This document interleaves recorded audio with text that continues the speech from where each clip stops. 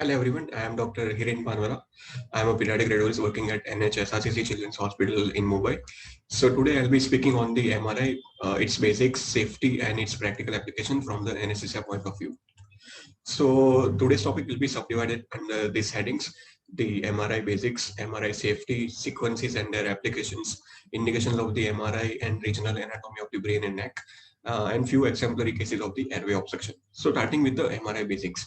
So MRI, it's a non-ionizing radiation technique which utilizes the magnet and radio waves which are not harmful, and it's a donut-shaped machine. It's all about providing the excellent soft tissue contrast, which with improved spatial resolution. So why MRI, not CT? So MRI can be used in angiography without use of contrast. And MRI has a kind of advanced imaging like diffusion, spectroscopy, perfusion, which allows us to give information what is happening at the level of molecular and which cannot be accurately available with the CT images. MRI also have advantage of providing functional information of the brain or some other areas. For example, during certain activity, you want to see that certain area of the brain is active or not. This kind of information only MRI can give you. And MRI will obviate the use of iodinated contrast in some of the studies. So in the last lecture, I did not mention the difference between the MRI and CT. So in this presentation, I'm just providing the brief difference between both modalities.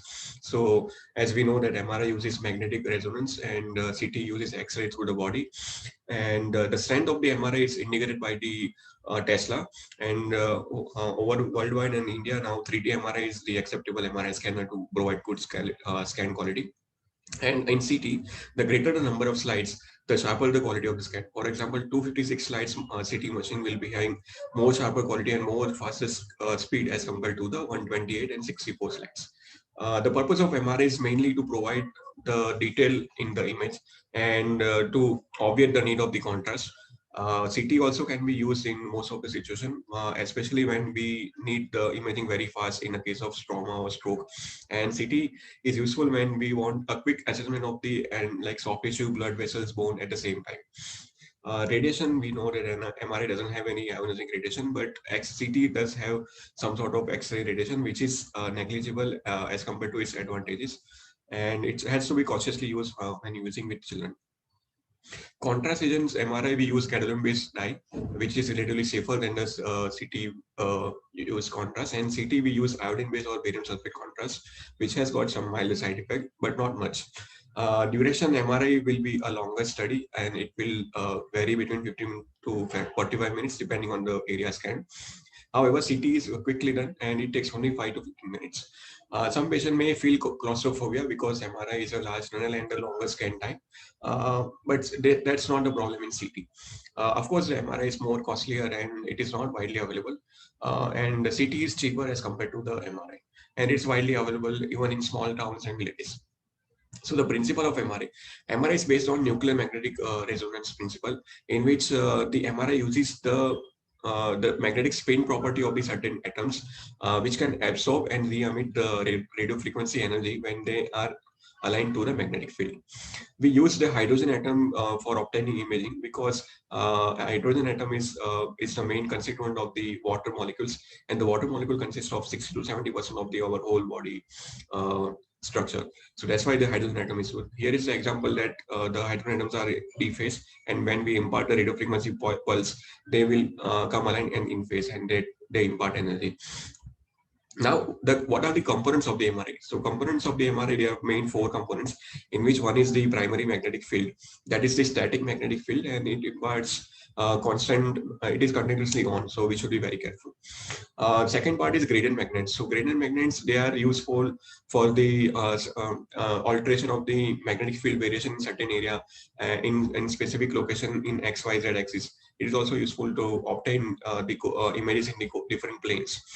And the third part is the radio frequency coils. So radio frequency coils, they are the devices which burst a small amount of the radio frequency waves to the particular tissue, and also again captures the energy released by that tissue, and it obtains that energy. Now, what happens to that energy? That energy is converted from the analog to digital manner in computer via specific softwares, and after that we'll be able to see this kind of nice images on MRI. So Is MRI is tunnel kind of feeling? Yeah, of course. The close kind of MRI, they have this kind of tunnel kind of experience. So that's why some people have phobia about being into the MRI. That's the MRI suit room, and this is the entry which we can see here. That is the large bore in which the patient goes inside. Uh, but recently, to obviate or to eliminate the risk of claustrophobia, the new MRI technology is coming up, and we are now seeing open MRI or upright MRI like this, in which the patient will have less claustrophobia. But here, the signal intensity is not that much crisp as the close MRI. This is the schematic diagram of the MRI machine, in which we can see this is the primary magnet that are the gradient coils, and this is the radio frequency coil. Moving ahead, these are the examples of some radio frequency coils, and in which we can see that this is a large body coil. This is the head coil.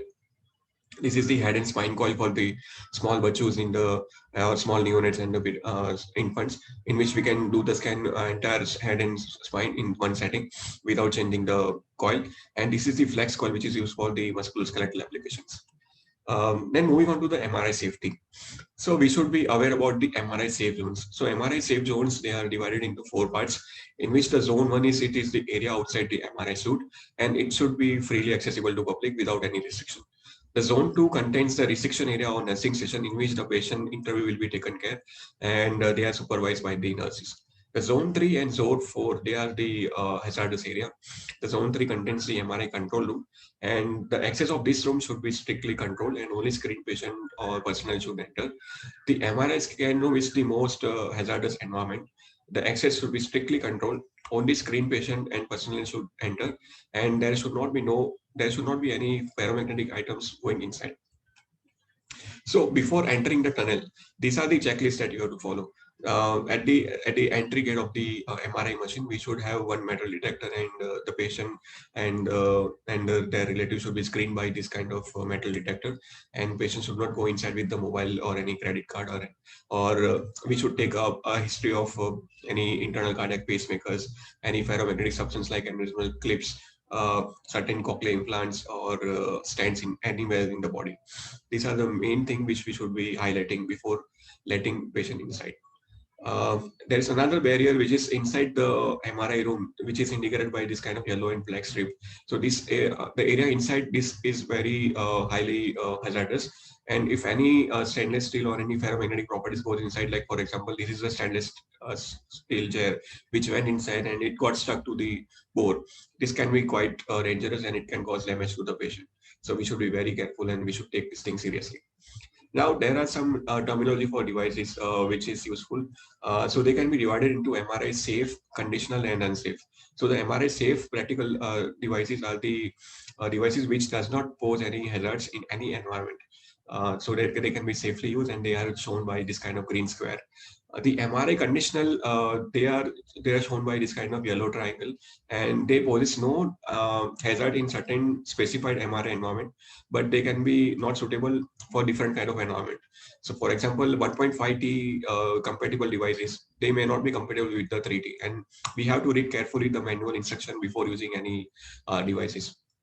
The MRI unsafe, they are shown by this kind of red circle with this kind of cross. So that indicates that these devices are unacceptable in any MRI environment, and we should not letting them inside the MRI room. The contraindication of the MRI, they includes, we have already covered most of them, the cardiac implantable electronic device or any metallic foreign body, cochlear implants, insulin pumps, and artificial limbs. Here is one website called mrisafety.com. It contains all the information regarding to MRI safety bioeffects. It also includes the products and devices, whether they are MRI safe or conditional, in which manner, their company name and all. So this is a good site to refer whenever we are in doubt. These are some representative photographs of the MRI compatible instrument and devices. So this is the MRI compatible trolley, that is the MRI compatible vital monitoring device. Also, these are the MRI compatible laryngoscopes and pressure injector, as well as the IV stand. ECG leads also should be MRI compatible, because they can be used for patient monitoring as well as doing the cardiac MRI. Now, another important thing is the quenching. So what is quenching? Quenching is the rapid release of the cryogens, that is the liquid helium from the scanner in the form of the gas. So what does this quenching do? It rapidly eliminates the static magnetic field, and it is only used for emergency, and it should not be used haphazardly. And this by this quenching, the gas should be escaped via special exit valves and ventilation. It should not go inside the room because it can create asphyxia. So here is the example of quenching. Like there will be sudden burst of this kind of gas into the environment whenever we switch that button. So we should be very careful.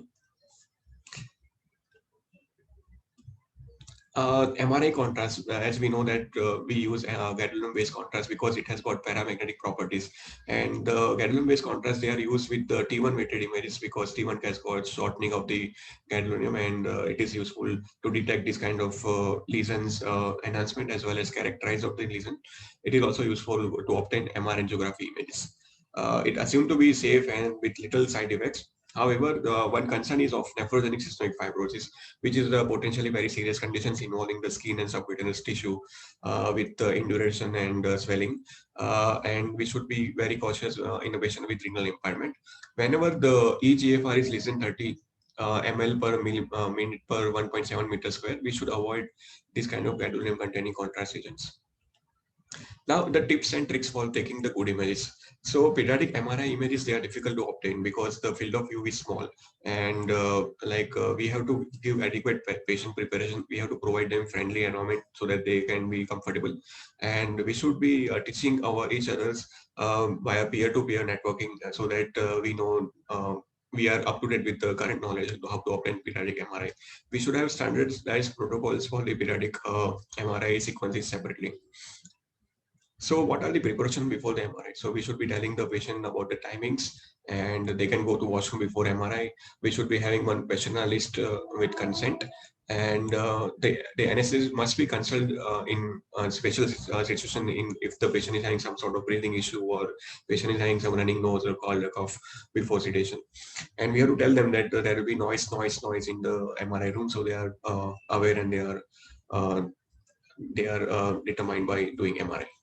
So this is the these are the few example we practice in our hospital, that we have got this kind of SRCC Kids Club in which we have got this kind of nice library with this kind of small toys also, and we have got large play area in which the children can comfort themselves, and they play around before getting into the MRI so that they are cheerful.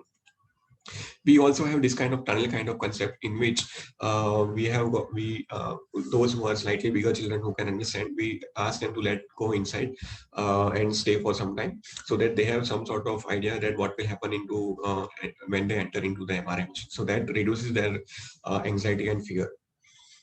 In the latest era, we also have this kind of audio visual enhancement in which that whenever the children is they are going into the tunnel, they can have these kind of devices running so that they can see a cartoon movie or a music video of their choice, and they can relax, and we can do the scan without sedation and without much motion.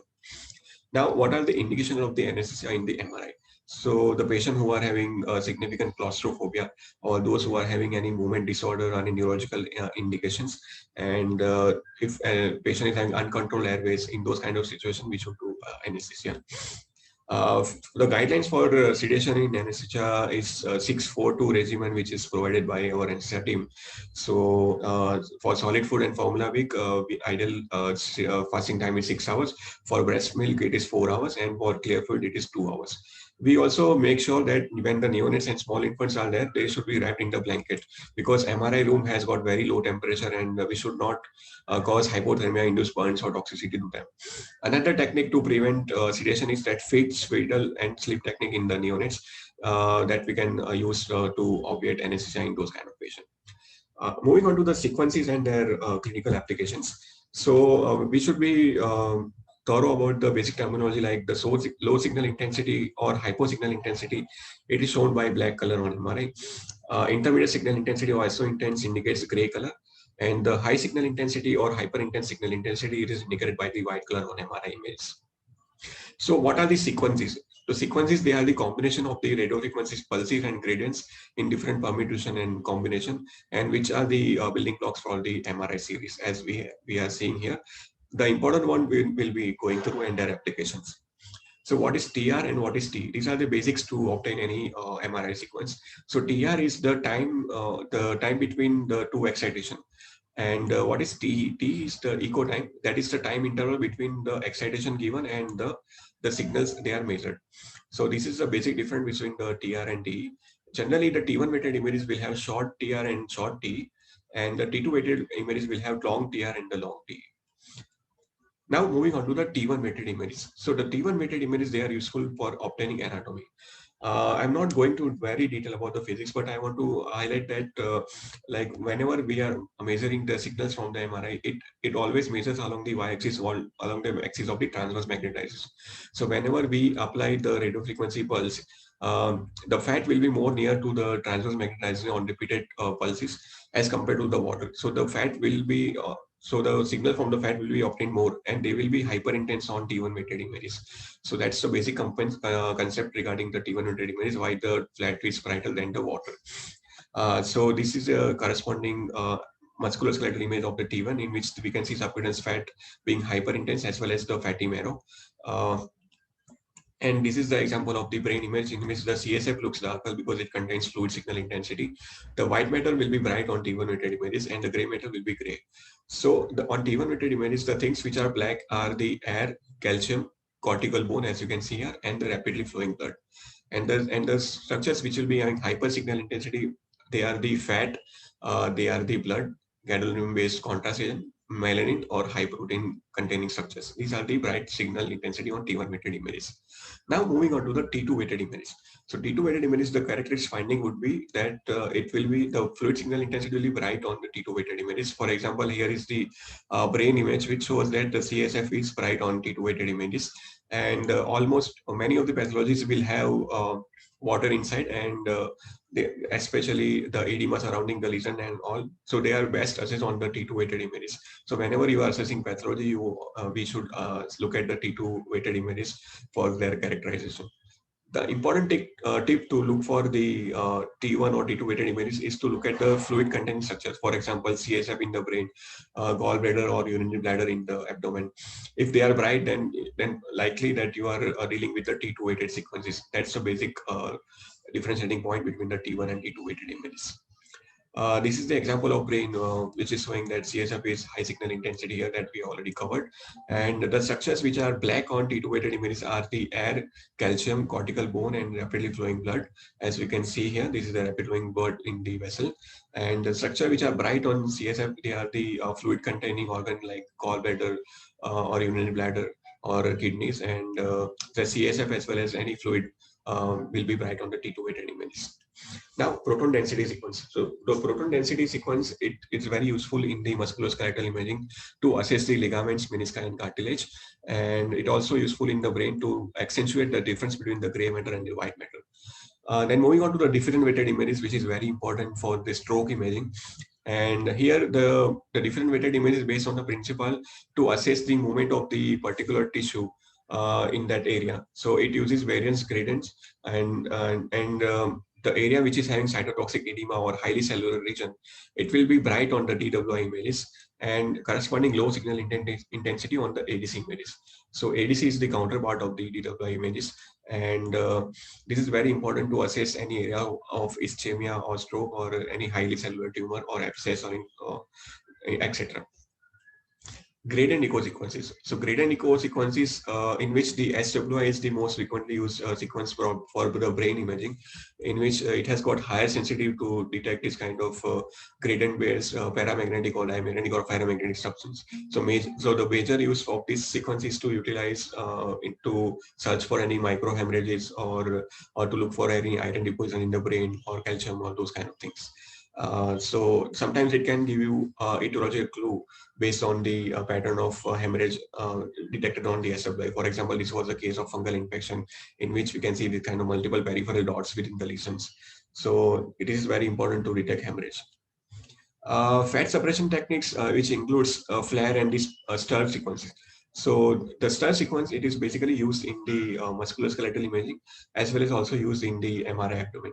So what does this stir do? It suppresses the fat, and the practical tip to identify stir image is always look at the subcutaneous fat. If it is suppressed or becoming hypointense or dark, that indicates it's the star image. And this is very useful to assess the muscles as well as the bony marrow edema or bony lesions in musculoskeletal imaging. Now moving on to the indications of the MRI and regional anatomy of the brain and neck. So when to do MRI? So as a radiologist, when everything fails, we suggest MRI, or when we want to borrow time from the consultant, we suggest MRI. Just joking about, that's not the story. So in pediatric population, MRI brain and spine are the inevitable, and it's the investigation of choice to detect any pathology, be it metabolic disorder or tumors or something.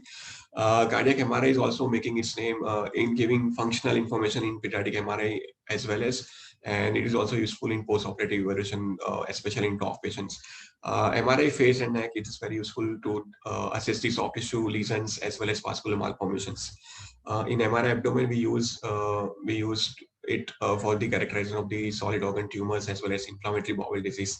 MSK, we used MRI for the assessment of the inflammatory or infective bony or joint disease, or also for the bony tumor evaluation, extent, etc. Nowadays, like fetal MRI also has come up as a very important modality to assess the neurological insult, or to assess the congenital anomaly in the abdomen or the lung. Moving on to the few representative anatomical details of the brain. So this is the T1 matter images because the white matter is bright and the CSF is low in the ventricular system. So here is the example which is taken at the basal ganglia level. Here the anatomy includes, this is the caudate nucleus, that is the lentiform nuclei, which is the putamen, and this is the globus pallidus. And these are the CSF field, lateral ventricles on either side, and they should be symmetrical on either side in normal patient. The white matter will be dark on T2-weighted images, and this is the frontal lobe, and these are the bilateral parieto-occipital lobes posteriorly. Then this is the sequence which is taken way lower down, which shows the brainstem and the cerebellum on the Excel scans. This is just a T1 sagittal weighted representative images, just to show you the midline images, because it is important to plan the scan of brain MRI. And this is the thick band of the hyperintense structure, that is the corpus callosum. These are the optic chiasma and the intracranial portion of the optic nerve roots. And this is the sella and the pituitary gland. This is the sagittal view of the brainstem, which indicates midbrain, pontine belly, as well as medulla, and that is the cerebellar vermis. So these are the important structures that you should be able to assess on sagittal images. Now, you should be aware as an SCR how to identify the stroke. So this is one of the representative example, which is showing that high signal intensity on the DWI images and corresponding low signal intensity in the MCA territory region. So this is acute infarct in the left MCA distribution, and we should straight away do MR angiogram, and we can do MR angiogram without contrast. That's the advantage of using MRI, and we are seeing non-occlusion of the left side ICA and its branching as compared to right side. So this patient had stroke. Now moving on to we should be able to identify the hydrocephalus, because that can be indication of raised ICT, and we can see that dilated lateral ventricle with the rounding of the margin and with this kind of periventricular ooze, which indicates the underlying brain parenchyma is under pressure. And the cause of this dilatation was the fourth ventricular and Vermeer mass in this region, which was medulloblastoma. And we should also able to assess the coning of the cerebral tonsil inside the below the level of foramen magnum on the mid-cerebral images, because these are the markers of the raised ICT. I have not covered this thing in the CT lecture, but I'm right now providing because it is part of the brain, and so we should be able to identify the epidural hematoma and the subdural hematoma. So the epidural hematoma will be limited by the sutures, and it is generally biconvex in shape. It will be hyperdense in the acute stage. In compared to subdural hematoma, hemorrhage, it will be crescentic in shape, and it can freely cross the suture.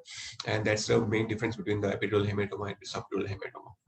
Now moving on to the regional anatomy of the neck. So this is the representative images. This is the axial T2 weighted images. This is the T2 coronal images, and that is distal sagittal images at the level of nasopharynx, in which we are able to see this kind of slightly hyperintense adenoid tissue and at the nasopharynx, and anteriorly we are seeing this kind of nasal cavity and nasal septum. On either side we are seeing maxillary sinus. As we go lower down, this is the area of the oropharynx, and on either side it will be lined by this kind of palatine tonsil, and that's the sagittal view, which is showing the oropharyngeal airway passage. Lower down at the level of tip of the epiglottis, the airway looks like this way. This is the inverted U-shaped epiglottis, and on sagittal view it will be looking like this thing. And at the same level, we can see the base of the tongue and the floor of the mouth on axial images as well. And this is the level of the supraglottis, and they will have some sort of bright signal intensity in the periphery, because supraglottis area contains some amount of fat. This is the level at the level of vocal cord, which will be triangular shape, and it will have intermediate signal intensity because it will contain in vocal cord muscles. And this is the subglottic area, which is oval shape, and it is the narrowest portion of the laryngeal airway. So that's the basic information about the airway on MRI. Now we'll move on to the last topic, that is the few exemplary cases of the airway obstruction on MRI. So MRI, basically it is useful to differentiate better the solid or cystic nature of the lesion, and a kind of signal based on the signal intensity as well as based on the different characteristic, we can say that whether the lesion is looking like more benign or malignant. For example, this was the case of melanocytic neurodermal tumor, which was involving the right side maxillary sinus, as well as it was protruding inside the nasal cavity, and it looks very cellular and like kind of aggressive kind of thing. So this kind of information MRI can give, which is very useful when assessing the airway. This is the example of the T2-weighted MRI images, which is showing the venous malformation, in which you are seeing multiple lobulated cystic lesions, which shows phlebulate also. The important aspect of the MRI is to look for this kind of inner extent of the lesions, which are showing that the lesion was involving the oropharynx as well as and causing the airway narrowing, and it contains the phlebulates that indicates it's a venous malformation. Another example includes this is the airway pathology which is happening at the laryngeal ventricle. As I have already mentioned that MRI is useful to differentiate between solid and cystic. So here the lesion was T2 hyperintense at the level of laryngeal ventricle. So that was the saccular cyst arising from the laryngeal ventricle, which was giving some trouble to the breathing.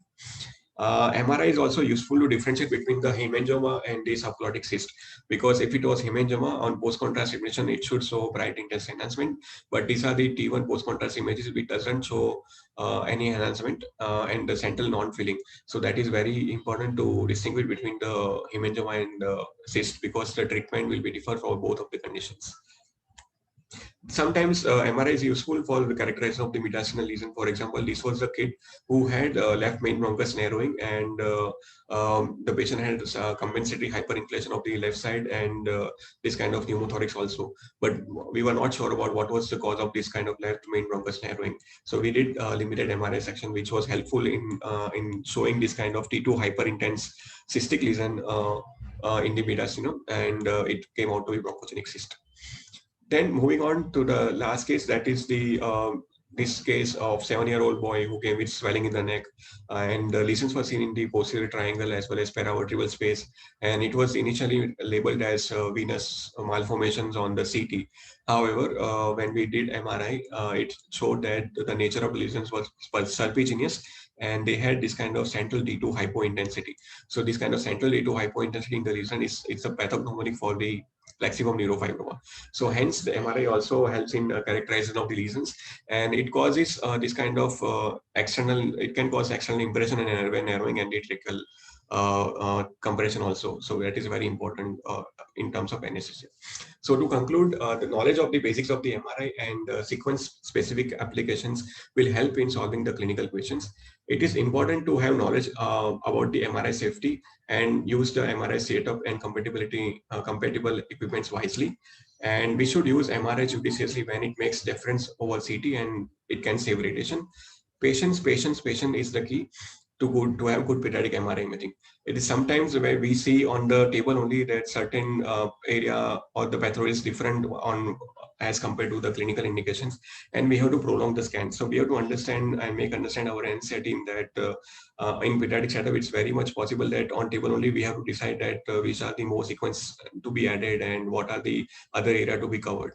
So that's the main frustrating thing for the NCR people, that the scan will be longer and they have to be around continuously. But that's the thing, we have to be patient about it. I would like to acknowledge our radiology technicians and staff, and this is our team of radiology at NHSRCC. And at the last, I would like to thank the NSCR team of the NHSRCC for providing us for the opportunity to talk on this topic. Thank you so much.